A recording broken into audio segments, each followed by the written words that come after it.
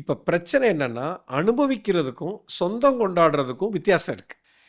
இப்போ நான் ஒரு பொருளை பயன்படுத்துகிறேன், தாராளமாக பயன்படுத்தலாம். ஒரு நல்ல கார் வச்சுக்கலாம், நல்ல பங்களா வச்சுக்கலாம், நல்ல பதவியில் இருக்கலாம், நல்ல நகை போட்டுக்கலாம், நல்ல நல்ல கேட்ஜெட்ஸ் வாங்கிக்கலாம், நல்ல நல்ல சட்டை பயன்படுத்தலாம். ஆனால் இது எதுவுமே உன்னோடது கிடையாதுங்கிறத நீ புரிஞ்சுக்கணும். அதை சொந்தம் கொண்டாடுறதுக்கும் நிறைய வித்தியாசம் இருக்குது.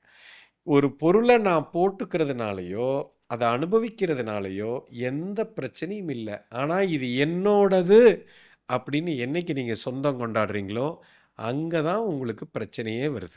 You understand? இதைத்தான் துறவு என்று சொல்கிறோம். எதை நீ துறக்கணும் அப்படின்னா, ஏன் இந்த துறவுங்கிற வார்த்தை வந்ததுன்னா, நீ சொந்தம் கொண்டாடுற, அதனால அதை துறவணும்னு சொன்னாங்க. நான் சொந்தமே இல்லை, இந்த பொருள் என்னோடையதே இல்லை, ஆனால் நான் இதை அனுபவிக்கிறேன். இப்போ துறவுக்கு எதுக்கும் சம்பந்தமே இல்லை, தாராளமாக அனுபவிச்சுக்கோ. நீ ராஜாவா இரு, நாட்டுக்கு ராஜாவா இரு, உலகத்துக்கே நீ கிங்கா இரு, தப்பே இல்லை. ஆனால் இது உலகம் உன்னோடது இல்லை, அதை புரிஞ்சுக்கணும். இதுதான், இதை நீ புரிஞ்சிட்டன்னா நீ தான் ஆன்மீகவாதி.